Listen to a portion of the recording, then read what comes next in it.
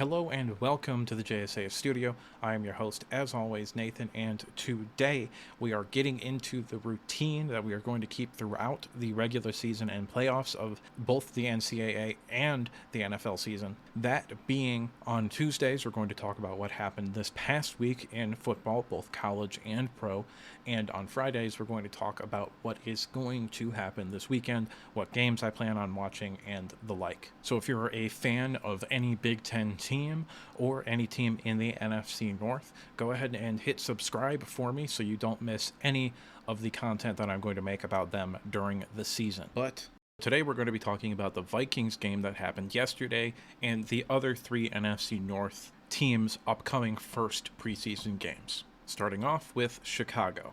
Now, unlike everybody else in this division right now, I don't really think you guys have a position battle, or at least a one that's pretty interesting to me. Now, you might be very invested in who's going to be the third string running back. I'm not a Bears fan, so I'm not. But I really feel like we know what all of your starters are going to be. Like, the offensive line is set. You're going to have Whitehair at center. Jenkins and Davis are going to be the guards. And then Darnell Wright and Braxton Jones are the starting tackles. We know what the tight ends are going to be. We know what the wide receivers are going to be. Maybe you can look past Moore and Mooney and question what's going on there. That is one of the bullet points that I have to talk about here. Your defense is pretty much set too. We kind of know who's going to start on defense. There's maybe a little bit of battle in the secondary for potentially the slot or just depth in general, but we know it's going to be Eddie Jackson and Jaquan Brisker, along with the starting three are likely to be Tyreek Stevenson, Jalen Johnson, and Kyler Gordon. So there isn't really a whole lot of battle for starting positions going on with this team this year, which is a good sign. I loved what you did in free agency. I think Tremaine Edmonds, I think that signing was probably one of my top 3 to 5 best free agent signings in the entire NFL. I really thought Tremaine Edmonds was going to get in the realm of what Roquan Smith got. So in my opinion, I think you got a better linebacker than Roquan Smith in Tremaine Edmonds, and you paid him a significantly smaller amount of money than what you would have had to have paid Roquan Smith. So there's a little bit of a breakdown on your offseason. Let's go ahead and talk about what I want to see from this first preseason game. And the two players that I really, really want to see for you in these upcoming games, I mean, like, obviously I want to see Justin Fields and I want to see him throw the ball, but I don't know if this week we're going to get to see really any of the starters besides the rookies that need the reps. So the two players that I want to see offensively are Roschon Johnson and Darnell Wright. Those are guys that Darnell Wright, I mean, is going to start right away. We already know that. But I think by the end of the season, Roschon Johnson will probably be your starting running back. If not your starter, then probably the guy that still gets most of the work. I really liked Roschon Johnson. I had a 4th-round grade on him, which for a position that isn't a running back is like equivalent to a late 2nd, early 3rd-round grade. And I really liked Darnell Wright coming out as well. He was my tackle 2 behind Paris Johnson. I think he's going to be an extraordinarily consistent and extraordinarily good player, probably a multi-time Pro Bowler in my opinion. His tape in pass blocking was very clean. He was really the only person who handled Will Anderson at the college level throughout Will Anderson's entire career. Darnell Wright was really the only offensive tackle that got the better of him pretty consistently, and those two players I think are going to be hopefully long-term pieces for this football team. The other thing that I want to talk about in terms of offensively is going to be the wide receiver depth. Like, we know who the top 3 are very likely to be in Claypool, Mooney, and Moore, but I want to see the depth behind that, because in today's NFL, you need more than 3 wide receivers that you feel comfortable playing. So that will be one of the things that I'm focusing on here in that first preseason game. As far as defensively goes, the two players I'm most excited to see are Tyreek Stevenson and Zach Pickens.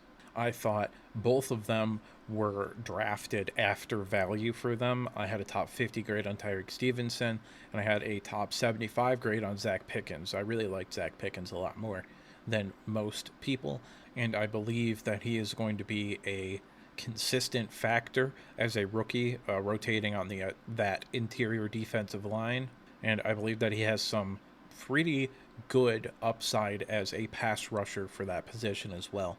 As far as Tyreek Stevenson goes, I think he's very likely to start on the outside. You've really attacked that secondary these past few drafts, which is always a good thing to do. And Tyreek Stevenson, early on in the process, was getting a lot of talk as like a potential first round player, which would have been a little bit of a reach for me. I think he went maybe a little bit after where he was supposed to go, but he was a very, very good player. I think more than that, in a man heavy scheme, I think he's also a safe prospect. I don't think he's somebody who's going to come in and just be absolutely awful. I could be wrong. I hope I'm not. But I do question somewhat the ceiling. I don't think he has perennial Pro Bowl or shutdown corner ceiling in him.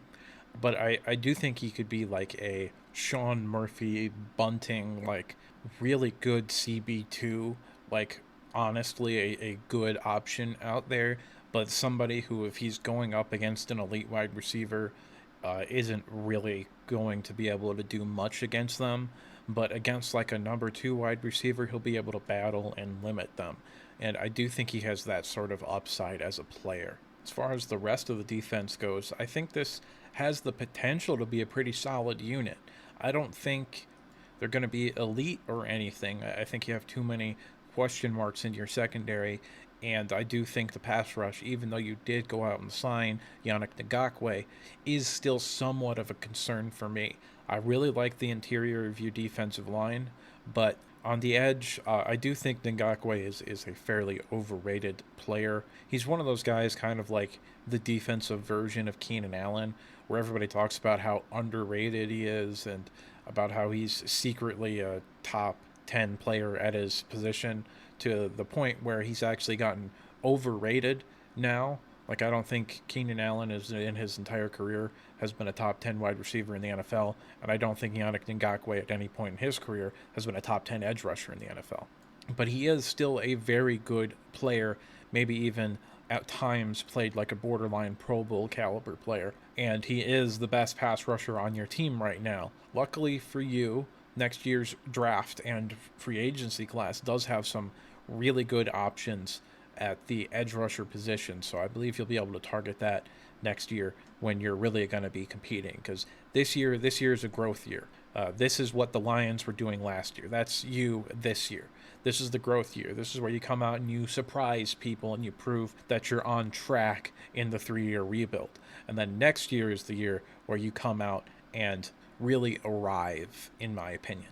In year 2 under Eberflus, I do think that you're going to start to see this team become what his vision for it is, which is a run-first team that plays really good defense.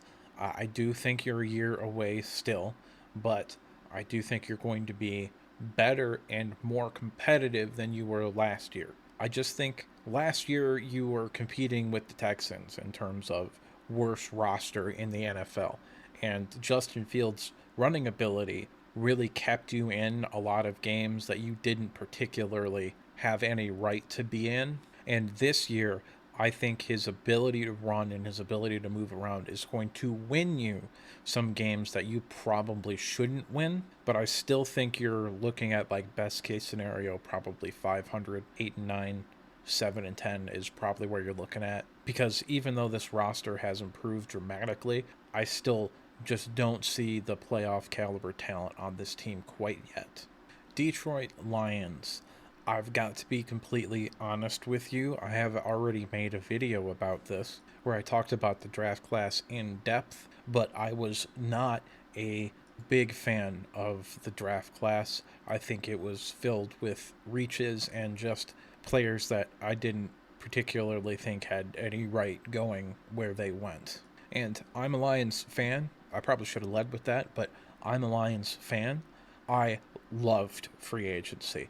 I think we had a top 3 free agency of any team this year. And I did really like Brian Branch and Sam Laporta in terms of picks, as well as Hendon Hooker. I really liked Hendon Hooker as well. It was really the first round and Brock Martin that were the picks that I really, really didn't like. I'm not going to go super in depth on that. I've already made a video about it. You can watch that if you want to see my problems with the draft class. But to give you a little Spark Notes version of this, in order for a running back to justify a top 20 selection, he would have to be the best running back in the history of the NFL. He would have to be like 2019 Christian McCaffrey for 10 years in order to justify that selection. And for a linebacker, it's kind of the same thing. In order for him to justify being picked at that level, he's going to have to be like Luke Kuechly, Ray Lewis, Fred Warner caliber of player. And I don't particularly believe Jack Campbell has that kind of upside. I think his athleticism is overrated. Like, he's a good athlete, but he is not like a 99.98th percentile athlete like his RAS scores would tell you. I have my own problems with RAS scores. For those unaware, RAS, RAS, stands for Relative Athletics Score. There's a guy on Twitter that comes up with all of these scores and everything. Kent Lee Plate, I think, is his last name, but he's at MathBomb on Twitter, or X, or whatever the fuck. I don't care what it's called. It doesn't matter to me.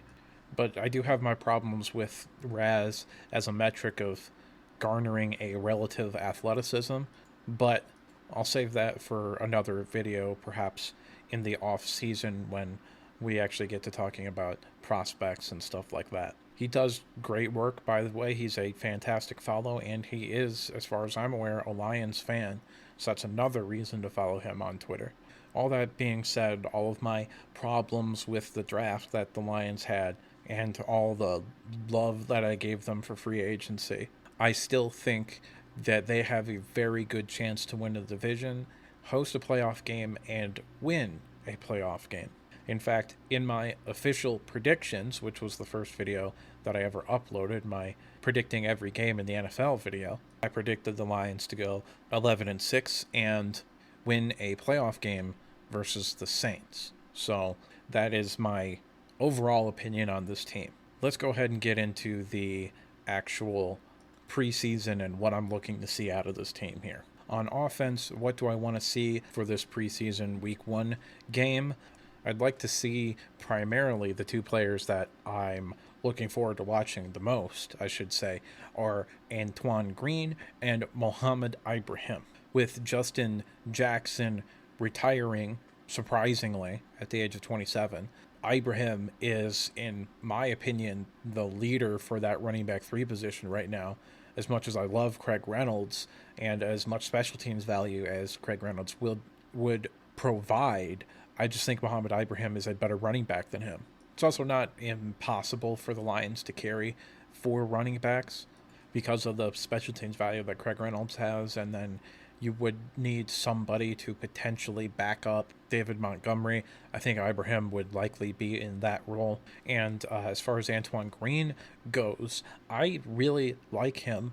I really like his upside. I think he has wide receiver 3/4 upside in the NFL, while also providing some really good value on special teams as well. Not as a returner, more as like a gunner on punt and like a kickoff/kick return player, maybe as the up back on kick return and a gunner on punt and stuff like that, because he's got good size and good speed. And I think as a wide receiver, he can play all 3 positions a little bit. I think you can put him in the slot. I think you can put him on the line, and I think you can keep him off the line, and he could potentially be effective. That being said, this year he's likely a practice squad guy, in my opinion, but he is still one of the players that I'm very excited to see play. Another being another wide receiver battling for a position on the roster in Dylan Drummond, who has reportedly been lighting it up at training camp, specifically during the joint practices versus the Giants. He's been playing really, really well. So getting to see him in the actual game and to being able to watch him when he is potentially catching the ball and even when he isn't, watching him run routes and do things like that will be very interesting to me. Another few things on offense that I would like to see, the battle for the backup offensive lineman is actually really interesting to me because you have the six guys, the top six guys, the starting five, and then likely Graham Glasgow as the backup for either left guard, right guard, or center. But outside of Graham Glasgow, I really feel like this offensive line is entirely up for grabs. I think potentially if a guy like Eze comes out and plays really well, he could make the roster outright. Maybe even over someone like Jermaine Afredi or a veteran player like that. Sorsdahl as well will be interesting to look at. I didn't particularly like that pick, but it was the fifth round, so it didn't really matter that much to me. Last thing on offense is one of our undrafted free agents that I thought was interesting. That is Adrian Martinez. He's not going to make the roster, but he could potentially be a practice squad guy if they wanted him to be. But I think more than that, in the second half of this game, I think he could potentially be someone that is fun to watch just in terms of like watching somebody play football. I think he could be fun to watch. Defensively, the two guys that I want to see the most are Jack Campbell and James Houston. Now, we're going to start with James Houston because you're like, oh, he's already proven himself. Well, yes, I do think he's going to make the roster as both a special teams player and a situational pass rusher. But towards the end of last year, really the last two games, he started playing like Sam linebacker position, and he didn't do it particularly well. But I want to see if he improved there at all. That's really what I want to see out of James Houston. I'm pretty sure he's going to make the roster because of the pass rush upside that he has and because he does have the potential to be a very valuable special teams player as well. But if he can actually play linebacker on not obvious passing situations, that could unlock him and really, really help our defense if he could learn the linebacker position outright, and then he can line up on the edge on first down or whatever and then drop back into coverage, or he could blitz from an off linebacker position and he would be deadly doing that. So I really want to see him play off the ball and not just in situations where he can pin his ear back and go get to the quarterback. And stuff like that is what the preseason is for. It's for taking players and experimenting with them in actual live reps situation. So he is one of the players, maybe probably the player that I actually want to watch the most on this entire team. The other one that I said is Jack Campbell. I don't know if he's going to play. He's probably going to start at linebacker, and I don't think we're going to see a whole lot of starters this game. But if he does play, I want to see him because what he struggled at in college, which was, reading blocks and finding lanes as a linebacker, or that is so important at the NFL level. I just want to see if maybe the coaching staff has gotten him to be better at that, because when you watch him on film in Iowa, he ran into a lot of blocks, and he was actually pretty good dropping into coverage, so I think the size and the athleticism are going to help him there be able to do that very well. But in the run game, he does have the potential to struggle a little bit as a rookie. I do think eventually he'll get it figured out and he'll be at least a good linebacker. I don't really see like Pro Bowl upside with him, but I think he has the potential to be just a solid starting linebacker, and you don't really need a whole lot more than that in the NFL nowadays.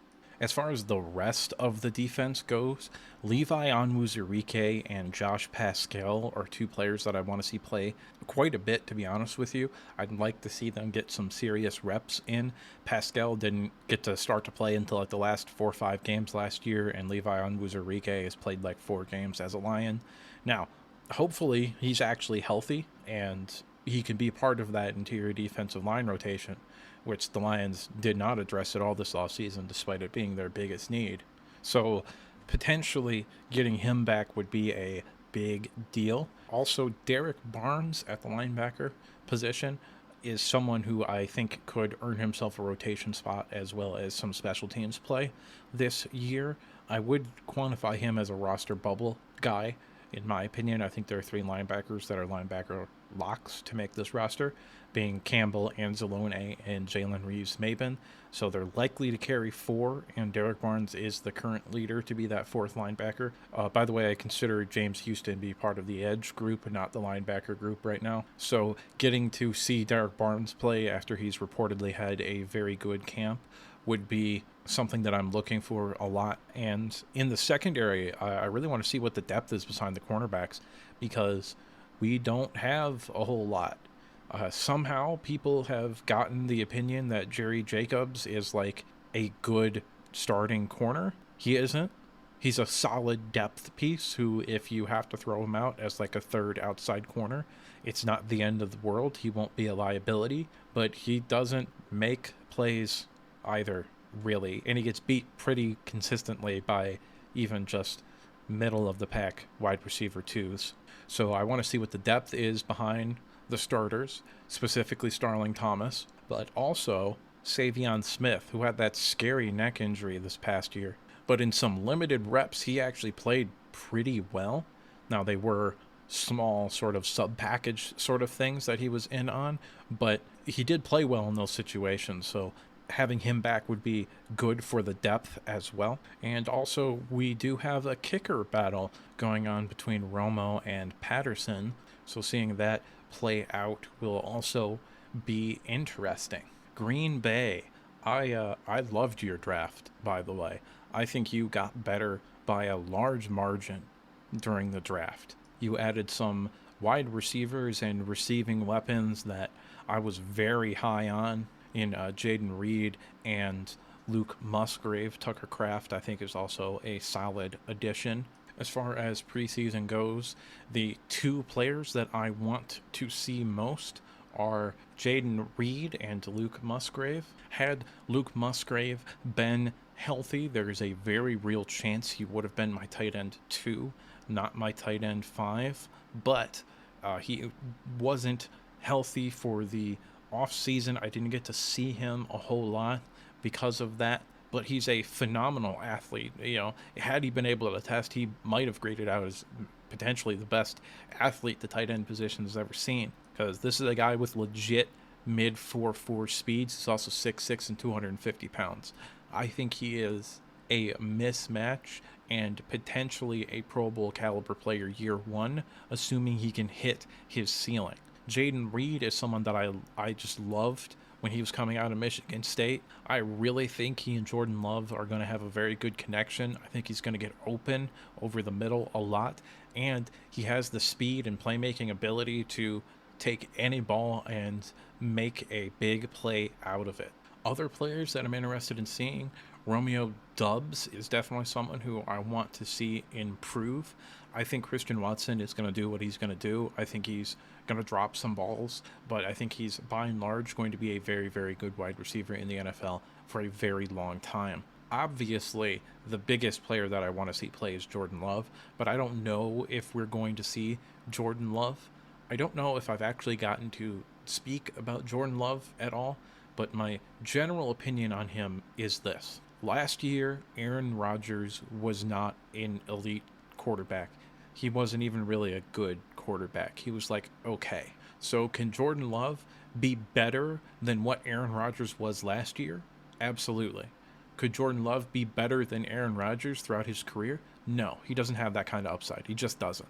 But you can absolutely win with Jordan Love if he hits that ceiling or gets pretty close to it. This year is a make or break year for him, in my opinion. I don't think you can wait for him to develop for another year. I think you really have to see that starting quarterback this year. Otherwise, you're going to need to go address it in next year's QB loaded quarterback class. Last thing on offense that I want to talk about is your starting center battle, because that is surprisingly interesting. Like, I liked Josh Myers when he came out of Ohio State. I think I had a top 75 grade on him.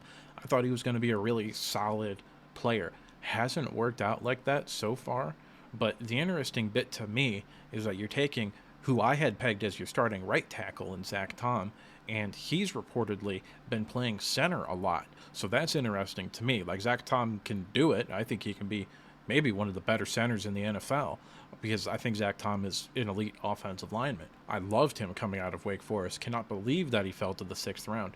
But if you have to start Tom at center, that is an indictment on Josh Myers, but also I don't know what you're going to do at right tackle either. Like, I think the starting offensive line has to pretty much be Bakhtiari, Jenkins, Myers, Runyon, and Tom. Like, I don't think you have a whole lot of depth behind those guys. Defensively, the two players I want to see are Lucas Van Ness and Carl Brooks. Van Ness, I was not as high on him as a lot of other people were. I do think that was a bit of a reach, but you drafted so well the rest of the draft, I didn't really care. But I was not as big a fan of him as other people were. But with Rashawn Gary on the roster, you don't particularly need him to be good or even impactful this year because you also have Preston Smith. You can let him develop. You can let him sit back and learn from a pretty similar prospect in Rashawn Gary. Now, Rashawn Gary's a much better athlete than Lucas Van Ness, which is why he got drafted higher. But they were similar levels of rawness coming out. So I think Gary will be able to help him in his development throughout his career. Other things on defense, those safety battles for who's going to end up starting there are the most important battles that you've got going on right now, because those are the biggest weaknesses on your team right now. I think you have some decent corners. Like, Jair Alexander is obviously very good, and I think you've got some decent depth behind him. Russell Douglas played out of his mind last year, but I'm not sure you can count on that to happen again. So hopefully you're hoping, Eric Stokes can maybe take a step forward, although that ship might have sailed. The other big storyline is, can those second-year defensive players take another step forward and become impactful? That's another thing that I want to see. Quay Walker ended up playing a lot better towards the end of the year after being, honestly, really bad in the beginning, but he ended up getting better pretty much. The first third of the year he was bad. The middle second of the year he was kind of bad. And then the last segment of the year he actually started to play pretty good. Devontae Wyatt, on the other hand, was just dramatically inconsistent pretty much the whole year. There were instances, particular plays where he looked dominant and unblockable, but more often than that, in fact, far more often than that, he did look like a rookie who maybe was not prepared to be in the NFL and playing the amount of snaps that he was playing. Minnesota, you guys, I'm going to be honest with you, you guys did not have a very good offseason in my opinion. Your draft was okay. I like Jordan Addison. I think losing Zadarius Smith was bad, especially considering that Daniil Hunter can't stay healthy, ever. The rest of your draft class wasn't great. I mean, Blackman, I think, is probably going to start, and he'll be okay. Jay Ward has the potential to be a contributor as well. Yvonne Pace, I actually did like that. I think he's a future starter at linebacker for you. But outside of that, the only real good signing that I think he had was Byron Murphy. I think he's a really solid player in the slot. And I just think there's a lot of writing on the wall with, you not extending Kirk Cousins and Daniil Hunter potentially being talked about in a trade for these past 2 years. I just think the writing is on the wall for this to be the last year that you have before you go into a full-blown rebuild. I think it's fairly likely that unless you make a deep playoff run, you're going to let Kirk Cousins walk. You could also potentially, if Daniil Hunter gets hurt again, just let him walk as well. Harrison Smith is probably going to retire after this year as well. So you're getting pretty close to full-blown rebuild. I think this is probably your last year to really go for it, in my opinion. By the way, I just remembered that you also signed Marcus Davenport this offseason. Completely forgot about that until right now. But Marcus Davenport, he's a good player, solid player, but he's not a needle mover in my opinion. So what about yesterday's game? I watched most of it. Unfortunately, I went to bed at 12:30, about halfway through the third quarter, whenever the Seahawks scored that touchdown over Andrew Booth Jr. and it appears that it did not get better after that as the Seahawks scored another touchdown in the fourth quarter. Offensively, what did I take away from this game? The two big standouts to me were Ty Chandler, obviously. I think he's pretty much solidified the running back 2 role at this point, or at least in my mind, he has. And Jordan Addison was the other one. Jordan Addison ran some really good routes. He had some really good plays that, with Kirk Cousins throwing the football, would have been even better and bigger plays. Even though Nick Mullings played fine, I think he was okay. He was passable for a preseason game. But Ty Chandler had some really nice runs. That first drive, everybody kind of struggled. But that second drive, he got it going, and he played really well on that second drive. And Jordan Addison started to get open, run really good routes. We already knew that Addison was going to run really good routes, but he showed the explosiveness, getting in and out of the cuts that I wanted to see. It didn't look like the game was too fast for him, which is a big deal, especially for wide receivers. Actually, I think on that second drive as well, he got jobbed out of a catch. I guess he did kind of get jobbed out of a catch, but during the regular season, that play almost certainly gets reviewed or challenged at the very least. But that was a spectacular catch, and it looks like you're going to see those types of plays fairly often out of Jordan Addison. Other offensive players, I will say this. Nick Mullings looks like a solid backup quarterback to me. I think everybody knows and understands that if Kirk Cousins goes down, your season is effectively over. But Nick Mullings, you could do a lot worse than him as your backup quarterback. Early on in the game, your backup offensive line also looked pretty good. Really that whole first half, they looked solid. So it appears to me that the depth along the offensive line is going to be pretty solid. We all know that the starting offensive line is going to be great, potentially even a top 5 unit in the NFL, in my opinion. But it looks like if somebody goes down, or at least just off of one preseason game, it looks like if somebody goes down, it's not going to be the end of the world. You might be able to have somebody come in and you're not going to get the best out of them, but you'll get good enough out of them. Last thing on offense is Jalen Reagor surprised me a little bit. He probably isn't going to be a big contributor this year, but he played well. I'm not going to lie. He played pretty okay. Better, in fact, than I expected him to play. He looked like a better player than I expected him to look like, and he may be leading the competition for that wide receiver 5 position. It's likely between him and Brandon Powell. Also will likely decide who's going to be the punt returner. And based off of this one game, which isn't everything, but I don't have access to their practices, so I don't get to see them. But based off of that one preseason game, I would give Reagor an edge right now. Defensively, the big standout for me was Ivan Pace Jr. He and Luigi Villain were the two biggest winners of this game for me. Pace, I think, pretty much has made the roster. I don't know if he's going to start, but I believe at some point this season he's probably going to start a few games, and he might be the starter going forward for this football team at the Mike linebacker position.